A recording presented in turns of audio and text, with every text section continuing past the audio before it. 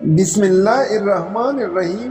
شروع اللہ کے نام سے جو بڑا مہربان اور نہایت رحم کرنے والا ہے۔ پیارے دوستو، آج کی ویڈیو میں ہم آپ کو بتائیں گے کہ یزید کون تھا اور اس کی ہلاکت کیسی ہوئی، اور یزید کا پورا نام کیا تھا، اور اس کی پیدائش کس خلیفہ کے دور میں ہوئی، اور اس کو کون کون سی بیماریوں نے پکڑا۔ لہٰذا آپ سے مدبانہ گزارش ہے کہ ویڈیو کو اینڈ تک لازمی دیکھیں۔ یزید ملعون تاریخ اسلام کا وہ بدترین شخص ہے جس کے ہاتھ اہل بیت رسول کے خون سے رنگے ہیں۔ اس کی سیاہ شخصیت اور کارنامے اسے فرعون، نمرود اور قارون کے صف میں کھڑا کر دیتی ہے، جس کا انجام آخرت میں بھیانک ترین اور باعث عبرت ہوگا۔ اور اس نے مدینہ میں فساد برپا کیا، کعبہ کو نذر آتش کیا اور سینکڑوں صحابہ کو اپنی بیعت توڑنے کی وجہ سے شہید کیا۔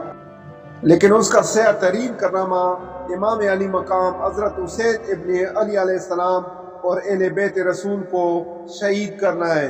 یزید ملعون کا پورا نام یزید بن معاویہ تھا، جس کی ولادت 25 ہجری یعنی سن 645 عیسوی میں حضرت عثمان غنی رضی اللہ تعالیٰ عنہ کے دور میں ہوئی، جب سن 60 ہجری میں حضرت معاویہ ابن ابو سفیان نے امیر المومنین حضرت علی رضی اللہ تعالیٰ عنہ سے بغاوت کر کے شام میں بنی امیہ حکومت کی بنیاد رکھی، تو اس وقت یزید نوجوان تھا۔ لہذا حضرت معاویہ یزید بن ملعون کو اپنے بعد حاکم بنانے کی کوشش میں لگ گئے، اور پھر صلح حسن کے بعد جب پوری حکومت معاویہ ابن ابو سفیان کے ہاتھوں آئی، تو انہوں نے شام، عراق، مصر اور حرم میں اپنی حمایتوں کے ذریعے خطبوں میں یزید کا نام لینے کا حکم دیا۔ نیز تلواروں کے زور اور دیناروں کی تیلیوں کے ذریعے گورنروں اور سپہسالاروں کو بھی یزید کا حمایتی بنایا گیا۔ امام حسن علیہ السلام کے ساتھ کی جانے والی شرائط کو توڑ دیا گیا۔ سن 60 ہجری میں نبی صلی اللہ علیہ وآلہ وسلم کی پیشگوئی کے مطابق یزید تخت نشین ہوتا ہے اور تاریخ اسلام کا ایک سیاہ باب کھل جاتا ہے۔ کچھ اصحاب رسول یزید کی بیعت سے سری طور پر انکار کر دیتے ہیں، جن میں اس وقت سب سے افضل شخص اور نواس رسول حضرت حسین ابن علی بھی شامل تھے۔ اس بات کا بہت زیادہ اندیشہ تھا کہ کہیں اسلامی حکومت کے اندر بغاوت یا پھوٹ نہ پڑ جائے اور لوگ حضرت حسین ابن علی کو اپنا رہنما بنا کر خروج نہ کر دیں۔ اس جرم میں امام حسین اور اہل بیت رسول کو سن 61 ہجری میں میدان کربلا میں یزید کے حکم سے شہید کر دیا جاتا ہے، اور ان کے سر کو بطور عبرت شام کے بازاروں میں نیزوں پر بلند کیا جاتا ہے اور لوگوں کو دکھایا جاتا ہے کہ بغاوت کا کیا انجام ہوتا ہے۔ یزید کی ذاتی زندگی کو مورخین نے فحاشی، برائی، خباثت اور سرکشی سے بھرا ہوا لکھا ہے۔ امام طبری نے نقل کیا کہ حضرت عبداللہ بن حنظلہ رضی اللہ تعالیٰ عنہ اور اصحاب کی ایک جماعت نے جب یزید کے متعلق معلومات کی اور اس کے دربار پہنچے تو اسے ایک سرکش حاکم پایا۔ لہذا حضرت عبداللہ بن حنظلہ کہتے ہیں کہ خدا کی قسم، ہم یزید کے دربار سے اس حال میں باہر نکلے کہ ہمیں آسمان سے پتھر برسنے کا خوف تھا، اور وہ ایک بے دین، شراب خور، موسیقار کا چاہنے والا، کتوں بندروں سے کھیلنے والا اور زنا کرنے والا شخص تھا۔ علامہ مسعودی لکھتے ہیں کہ یزید کی زندگی فرعون کی مثل تھی۔ شہادت حسین کے بعد بھی یزید ملعون نے لوگوں پر بے دریغ ظلم کیا۔ جب مدینہ والوں نے اس کی بیعت توڑی تو اس نے شامی لشکر کو مدینہ بھیج دیا۔ ان 3 دنوں میں سپاہیوں نے مدینہ والوں پر مسلسل ظلم کیے۔